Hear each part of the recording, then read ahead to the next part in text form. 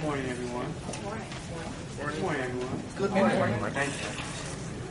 I'm Keith Bush from the Education Department, but I'm here representing faculty development. Welcome to Prime Time at Community Library. Prime Time at Community Library's mission is to encourage lifelong learning beyond the classroom. Faculty, students, and staff of this presentation, which are a collaboration of many different offices on campus with the Friends of Community Library. Today, we welcome Dr. Jay Rasmussen for the third part to talk about teaching series engaging learners during the lecture process. And on Tuesday, we welcome Cambridge scholars Adam Johnson and David Collins as they discuss their research, decision-making in the brain, algorithms, and personality. Sounds interesting. Well, let's welcome Jay. Hopefully everybody has a handout packet here. Anybody need one still? There's one right on the table there.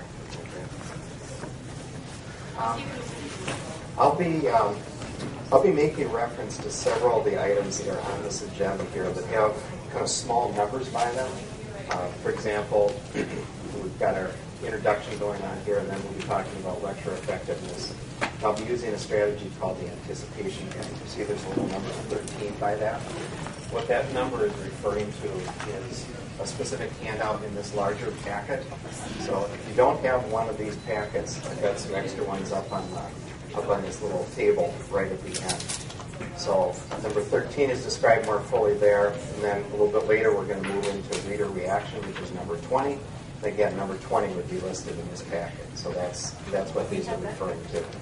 A lot of people do that have been coming to these, and then some don't. So in fact, let me just hand out some real quick. If you don't have one of these, you can get one too. Anybody else that would like one of these too? So this is really the larger, not the larger set of packets.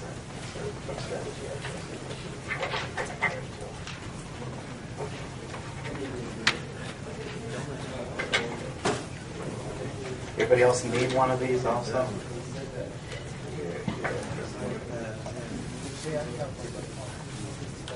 Yep. All right. Lindy, there's a kind of a blue handout set for today then too. Okay. Well, maybe you can thumb through those later. That's the danger of giving anything out this big right now. So maybe you can take a look at them later. But those are the references anyhow. The workshop today is really going to be focusing on the idea, like Keith said, of engaging learners during that lecture process. It's one of part 3 of a 4-part series, and then there will be kind of a follow-up session coming on May 5th. And I hope you can attend that one. It's really built around the idea of how do we get our students really reading text for class, and then how do we really, in a sense, help them get some meaning out of that text that they're working with. So that'll be the focus of that session. So the one today, you look at the title of it, and you think, lecture. And a lot of images come to mind, most of them kind of revolving around the idea of boring and how long is it going to last and that type of thing. And a lot of negative connotations that go with it. And you probably wonder why is a guy like me, who is up here espousing the values of engaging learners, even talking about lecture, using that L word, as a part of things. But just to tip my hand a little bit, I honestly do believe that there's really a time and a place for lecturing. And I would suspect that everybody in this room here has done some lecturing, and it probably makes up a pretty big part of what you do on a day-to-day basis. So my contention is that lecturing is a tool that we have as instructors, and it's very appropriate at times. It's also not appropriate at times, too. But I think it's really critical that we take a look at what the strengths of lectures are, what some of the weaknesses of lectures are, and then also take a look at just some guiding principles and practices that we can keep in mind as we do lectures. I also think lecturing is really a critical part of the whole engagement process as well. Because if we just run with engagement strategies, we've got 75 of them here, if we're engaging students around nothing of any significance, I don't think a whole lot of learning is going to take place. So I really like the idea of engaged learning strategies to complement lectures in a sense. using the lecture time as a time to really lay out some content as best we can, and then getting the learner really engaged with that content in some meaningful way. So I think they work well in tandem. I don't think they're by nature in opposition to each other. So that's really what we're going to focus on today, the idea of looking at what are effective uses of lectures, not effective, and like I said, what are some guiding principles and practices that can really help us as lecturers. That'll be the focus of it. I'm just going to tip my hand a little bit more about, I'm just going to call these my top 4 strategies to complement lectures. Okay, and this is nothing but my opinion, but these are my all-time favorite. And you've seen some of these already. The first one is what I call listening teams. And if you're the first workshop I did, I actually modeled it there. What happens with listening teams is that you build the best lecture you can. Maybe it's a 15-minute lecture, 20-minute lecture. You build the best lecture you possibly can. And then you're letting the audience know that they are going to be in listening teams. And they have a certain role as one of those team members. So if I were to do it here, I would say, this group here, your role is going to be to find something you agree with in what I say in my lecture. I might say, this group here, your role is to find something you disagree with in the lecture that I'm about to deliver. This group over here, your idea is to think of some examples of something that you can connect with. Okay, so they each have a role, and then the lecture is delivered. At that point, then, I actually generally get some kind of discussion going on because they've thought about, they know what their role is. So then I'm going to hear a little bit maybe from my agreeers, maybe my disagreeers, example givers. And I can make up my groups however I want, based on whatever that lecture is about. That's a strategy I like a lot. I think it really gets them thinking critically. We wind up normally with a very good discussion that comes after that. Another one that I really like a lot, we're going to do this one today, is called an anticipation guide. And what I do with this one is I'll identify maybe anywhere from 6 to 10 components of the lecture that I think are especially critical. I write them down, and then I have students look at those ahead of time before the lecture and kind of commit, like thinking something will be true or something won't be true. It might be true, might not be true. So they're kind of committing a little bit. They're thinking about the content before it's ever delivered in the lecture. So then the lecture happens. Okay? Then I bring them right back to that anticipation guide at the end. And then they have to take a look again at those critical parts of the lecture and see were they really right. And that's one that we'll do today, actually. And then another that I do like a lot is, I just call it reader reaction. And that being the idea that anytime you have a lecture that's going to span a long chunk of time, and by that I mean something like 25 minutes, 30 minutes, anytime you've got to stand and deliver for that amount of time, it's really hard for your listeners to stay with you. So what I've started to do is actually kind of write those lectures down. Okay? And I'm getting students lecture notes. So instead of me standing delivering the lecture, it's written down. And we're going to work on this one today as well, too. The students then have a chance to read through it. And the reading can happen before class.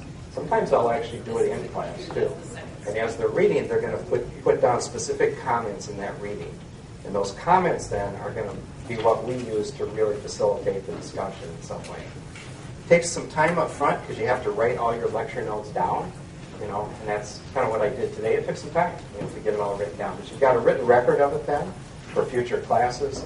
And the students like it because they've got something really concrete that they can hold on to. So when I use my class time then, some of the class time is devoted to reading the material if I choose to do it that way. But what I've found is that students can read a lot faster than they can listen to me talk. Okay? So it's about double the speed that they can read something versus listening to it. So then I find that the time that we have in class is really used on higher level thinking skills. It's really kind of analyzing the material, that's been read in some way. So they're taken out of that role of just being a scribe, trying to write everything down. They got that done. Now they're really starting to think about it in a little deeper level. So that's one strategy. Another one that I'm moving to much more now is using narrated PowerPoints that students actually view before class.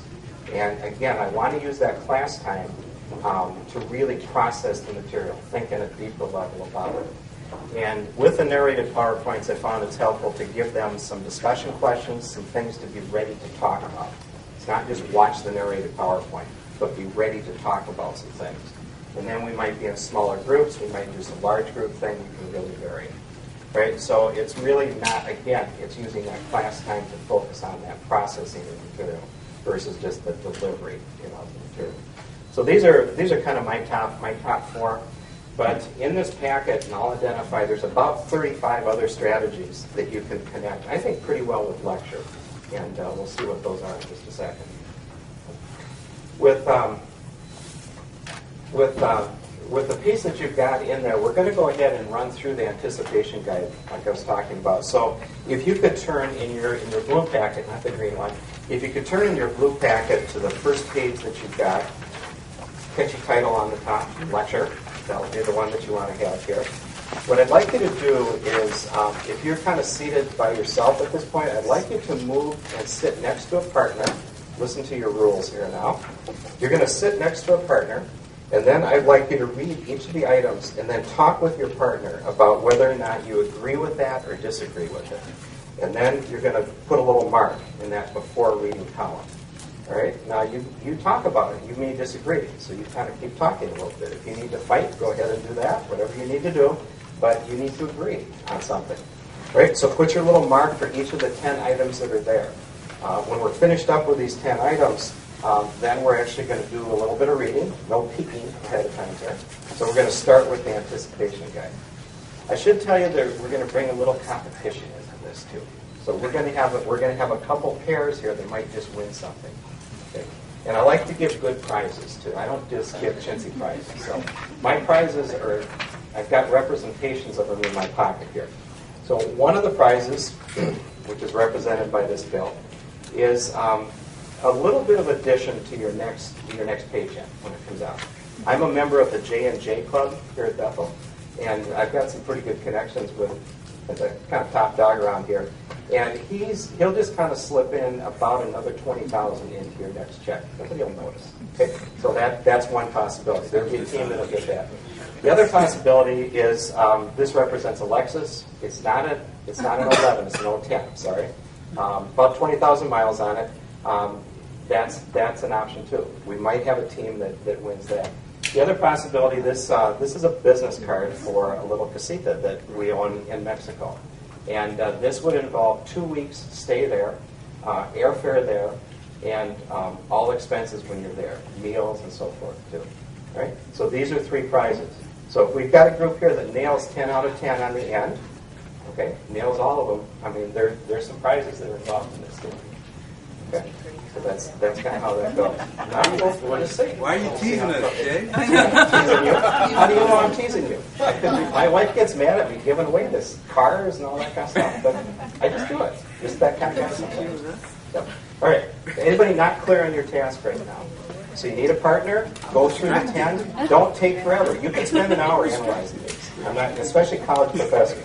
You guys are like the worst at this. Okay? So just kind of work your way through it. Good. I'm going to stop you after a little bit, too. Yeah. I'll have another set of directions in the book here.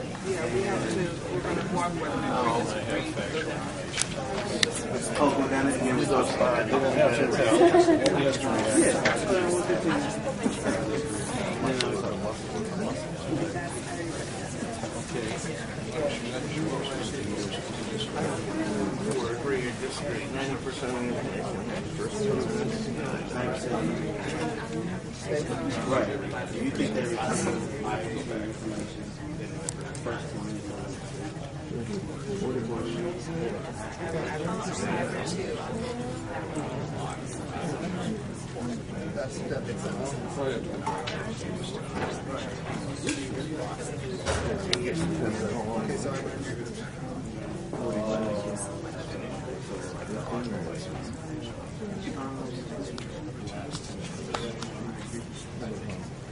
I don't know what this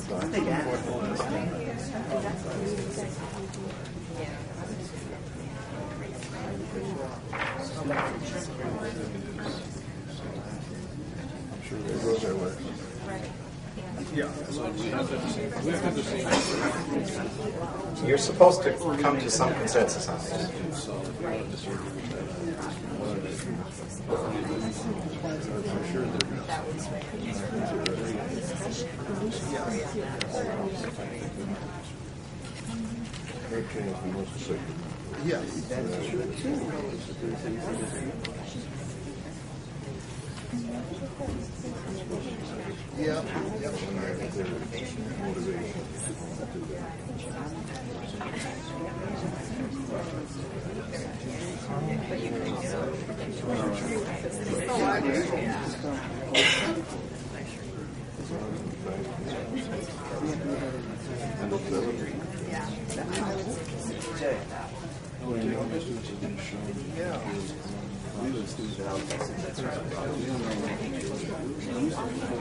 Yeah, just work this one here.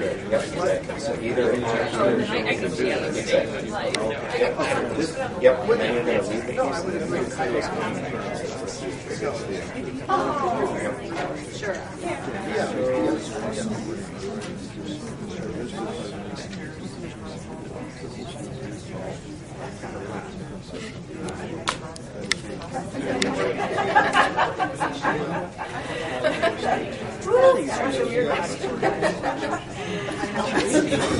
Jay, are you guys doing five? That would be every 20 minutes. It makes sense.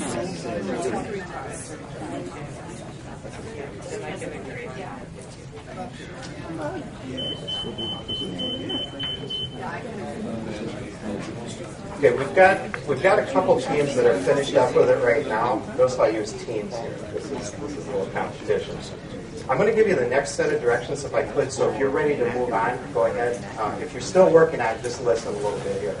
When you finish up with kind of the pre-reading part of it, then what I'd like you to do is you're going to go ahead and read the piece that you've got in there. So instead of me lecturing, I'm lecturing, which would be a bit ironic here. I put my notes down. They're there. As you're reading through those notes, what I'd like you to do is respond. And just take your pencil pen and just put some margin notes in. Now, you might put notes in about things you agree with, things you disagree with. These are just options for you. You know, questions you might have, examples, you know, things that you want to try. So as you're reading it, I want you to kind of monitor what is really grabbing your attention. Like, you know, what do you really find yourself thinking about, engaged with? And then if you could, just put some little margin notes there. We're going to come back and hear some of your thoughts as well, too. Okay, as you're reading through this, all of a sudden you're going to start seeing some of the things that you've been putting little check marks by, too, as well. Okay? But if you haven't finished the 10 items, do that. You do not officially enter this game until you've got all 10 marks in there. So you've got to have those before you get going. Okay? So when you're ready to read, start reading that. Otherwise, just talk until you're ready. You don't do the after reading part yet. Yeah, that'll come after the reading.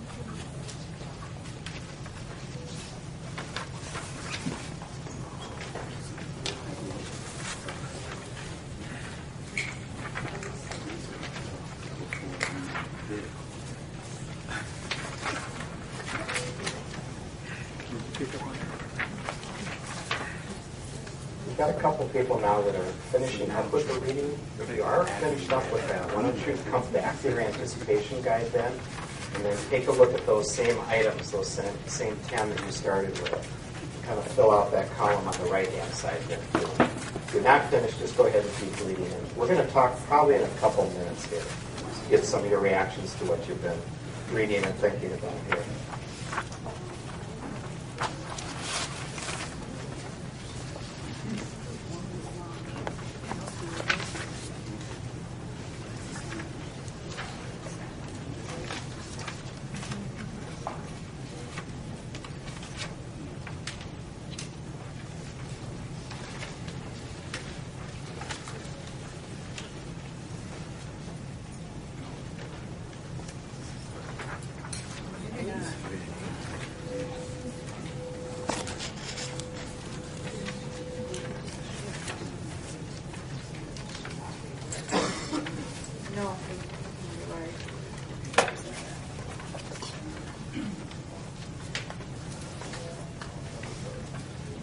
I think we're going to go ahead and talk here. We're kind of fighting the clock just a little bit. Let me ask you to think about something first, and then we'll hear what some of your comments are. What I'd like everybody to do, if you could, is I'd like you to get in your mind a summary statement of what it is that you've just read now. You might not have finished the whole thing, but you're probably getting the gist of it. So in your mind, I'd like you to have a summary statement of what you read. It might be a sentence, might be a couple sentences. How would you summarize it? Just to have something in mind here.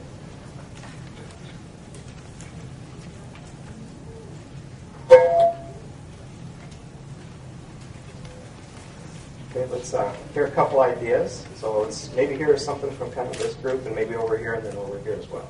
So Dan, why don't you start? You got to simplify and you got to clarify. Okay. Very precise. Okay. I want somebody from this group. What did you think of? Kind of a summary of what it is you just read here. How would you say it? That a lecture still needs to be student-oriented, not instructor. Okay. How about somebody from over here? How would you summarize what you just read? It's interesting to hear kind of the different pieces here. Just anybody from here. See? Well, lectures can be good or they can be evil. Okay, evil. Okay. All right. Let's do another way. I would include a sentence that said something about strategies on how Okay. to make your lecture more effective. Okay. Any other little pieces you would have added? We've had kind of 4 parts to it. Anything else you'd add you think would be critical in there if we're building this incredible summary here? What we just read. What else would you add? Anything else in there? Benefits and challenges to lecturing. Say it again, Pete. Just benefits and challenges to within lecturing. Yeah, exactly. Yeah, Kurt? Lecture can be an effective tool used in conjunction with other effective means discussion. Other strategies Not just by as well. itself. Yeah, not just by itself. The other pieces you showed. Maybe even the effects of lecturing on students, the results. Yeah. Percentages of the time they're really attentive to what's going on. All right, let's hear some of your comments if we could. Let's just start with the first page of it then. I asked you to take some margin notes here, so I'd like to hear things that you would like to pick up on. And it might be a big thing, it might be a little thing, but let's just work that first page. Just comments, and if you can be pretty loud so everybody in the room can hear you too, that'd be helpful.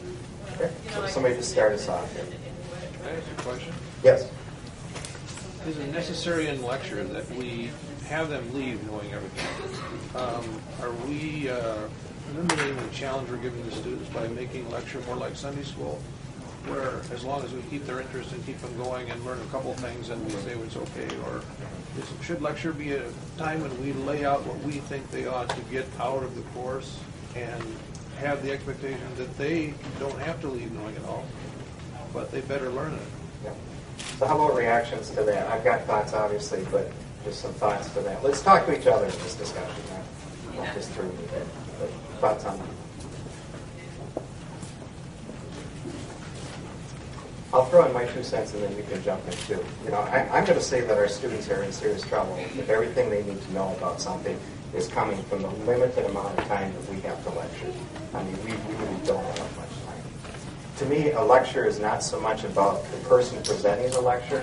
That's how we think of it. We think, what are my slides like? What are my stories like? We start thinking about ourselves a lot. I think we need to really think about it from a student's perspective. What do we want the students to really take out of this experience? And Tim, I personally really agree with what you're saying. I think that there's big danger if we're implying that we know everything there is to know about whatever it is that we're teaching. But I think that we really want to help steer them in some directions that are worth pursuing. That's something we can do because we've got some content expertise in that area. So I think if we can do that, I think it's helpful. I think we need to build some base of understanding that they can build on in some way. So I think it can be effective for building some real base type things too. So, other thoughts on that? Questions? All right, let's hear some other reactions you had just to this first page. Big thing, little thing, doesn't matter. Just what struck you as you were reading.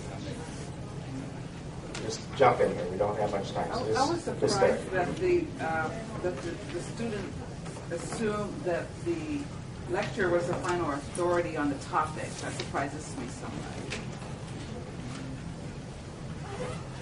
And I think sometimes the more structured the environment, maybe the more they think that, the more official it's looking, the less dialogue style that it is, often conveys that. I mean, this setup right now, I don't like this setup, to be honest with you, but it implies that, I'm standing up here in front of all of you. You're all facing me. It implies that I know everything. Well, you're in big trouble if you're thinking that, too, because there is so much knowledge sitting around this room right now. Okay. Other reactions on this? First one here. Also, on the beginning of the second paragraph, talks about the lecture, it didn't promote reliability. And I was thinking that often that when it mentions students in the classroom in lecture, I think it's important in order to create something new and internalize knowledge and in lecture, there's limited opportunity. It's critical for Exactly. That's where hopefully some of this type of thing can get you thinking a little more critically about what it is that you're reading. Okay, let's keep going. Other comments on the first page here? Maybe the students' retention level being that 70% at the first 10 minutes and 20% at the last 10 minutes. That is so low at the last 10 minutes. I guess that's regardless of how long the class is. If we could, let's flip to page 2 here. And let's hear some reactions to this one. Here we're talking a little more about what lecture is maybe good for. There are a lot of things. I mean, it's a big list. Comments on this part? I was just struck by the third bullet point, when the instructor must communicate a large body of factual materials to a number of students. Because on the next page, it says that that's trying to cover too much is a negative strategy. So I was confused as to why they were both in those two different categories. Yeah, that's always the question. How much is too much? And when are we stepping over that line? We try to meter in every single lecture. We've got the eyes start to glaze over, and usually we're there. Because it's all about short-term memory. So if a lot of it is new, it's really overloading that short-term memory. So I think there are times we can cover a lot of material if there's a decent base there. Other times it's not so much because it's really new stuff that's coming. It's more taxing, for some of us. Other thoughts on that one or other reaction? Yes, please.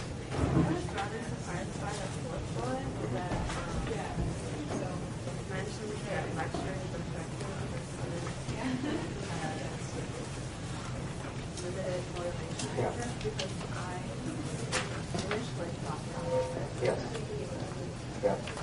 So why could this be true? This one has always puzzled me too. I've thought about this a lot.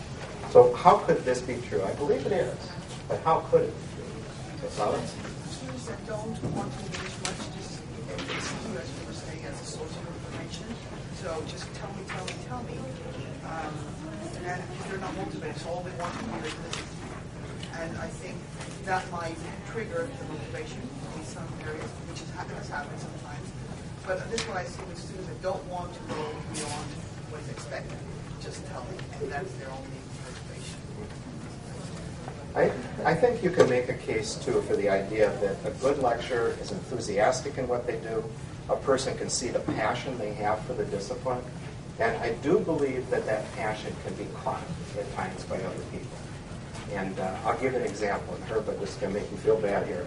But music is not my thing. And I don't even like to listen to it very much. We will still be friends after this. But I just am not into music very much. I was forced to go to this concert by my wife. And so I went, it was a Christmas concert. So we're sitting right in the middle. And we invited our former professors at the University of Colorado who used to give voice lessons in 3 different languages. This guy knew a lot about music. And his name was Morris. And Morris was sitting right next to me. And I'm listening to this concert, not knowing a thing about what's going on, just kind of counting the time until it's over with. And then Morris started talking to me. And he said, well, did you notice that? Can you look at this a little bit? Can you hear this over here? So he's just talking to me. All of a sudden, I'm starting to listen, starting to look. I'm really getting into it. And his enthusiasm, his knowledge level, rubbed off on me. All of a sudden, just kind of getting into this a little bit. But his enthusiasm came across. I'll bet most of you, too, have had a teacher at some point that was so psyched about the subject matter that all of a sudden you found yourself interested in maybe chemistry or something that perhaps you didn't have a lot of natural interest in. So I think it rubs off to some. All right, how about other thoughts with this one? We better get to our prizes. Over here.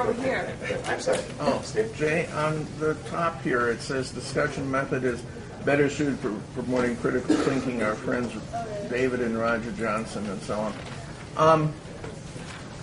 A couple weekends ago, I was at the American Men's Study Association, and one speaker there, who's the only male in a gender women's study program at SUNY Albany, was saying that I would like to know your thoughts on this, that the lecture was more a patriarchal kind of thing, the stand and deliver, where all the classes in women's studies were more or less like this, where people are sitting around, and it's a more feminine-friendly kind of delivery.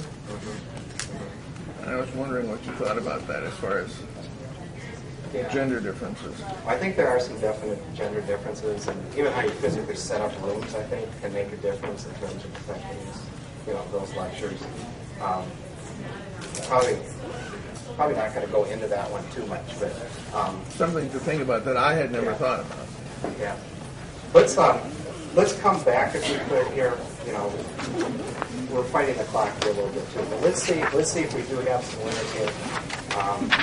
And there are prizes connected with this thing too. So how about the first one? Let's do this in a really scientific way. I'm going to read it, and you just answer just out loud. Students retain 90% of the information they hear in the first 10 minutes. Agree, disagree? Disagree. Disagree. How much was it? 70%. Okay, roughly 70%. Students retain about 40% of the information they hear in the last 10 minutes. Disagree. Okay, about 20. It's really pretty minuscule, about 20%. And they're packing up their backpacks, and you know what that looks like. Okay. Third one, lecturing most effective when promoting the learning of factual information. That wasn't agreed.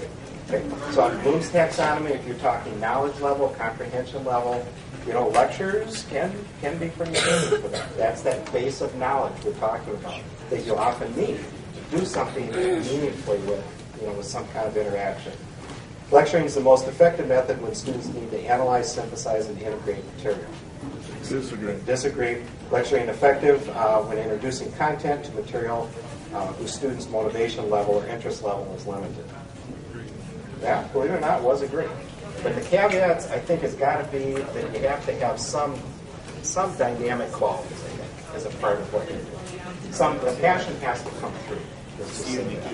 Okay, how about 6? Most common errors is trying to cover too much material. Agree? We've all been there, done that, right? Okay, 7, cause-effect is an example of organizational principle. Agree? It is. Yeah. Note-taking by students has been shown to interfere with the learning process. That, believe it or not, is a disagree. Okay, with the caveat that there are some students that are probably better served by having lecture notes, by having the PowerPoints, and then just being able to really think and process, what's going on. But generally speaking, note-taking is a helpful thing. Okay, and then number 9, that idea of the recap thing of about 2 to 5 minutes will triple student recall material. That's near the end. That one actually is a disagree. Okay, it will double though. Okay, so I played games with that. It is a double one. Okay, and number 10, that idea of the pause about 3 times for them to really process. How about that one? Agreed. That one wasn't agreed. That one wasn't agreed. All right, any group that finished up with all 10 out of 10 off the first one, I told you I'm giving prizes here. All right, how about any group with 9 of them? You got 9 right first time around. Okay. Over there? In the east or west lot, where do I pick up the Lexus? How many did you have? About 2. All right, how about anybody with 8? With 8 on it? This is the first 2 columns you're talking about? Yes. Yep. Anybody first time round? 7 right on it. All right. So we got, holy cow, we got prices here. So we got about three groups here. All right. So we had some options. Talking about the money, talking about the time, and this is our casita actually, or the Lexus. That's a possibility. I'm just going to throw in one other option here for our winners, and that would be the idea of like a thunderous round of applause. Just for your colleagues who were so bright on this panel. So that would be an option.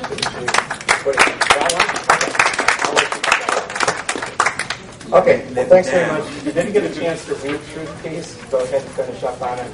And then, like I said, there's roughly 35 strategies in here that do connect in some way, I think, pretty efficiently with lectures. And then today you saw a couple of them anyhow that you can use. The idea of the anticipation guide, a couple of them. But thanks much, and hopefully you can come back on the 5th. And we'll look at switch gears. It'll be still engagement, but it's going to be more about the whole reading process. Okay, thanks very much.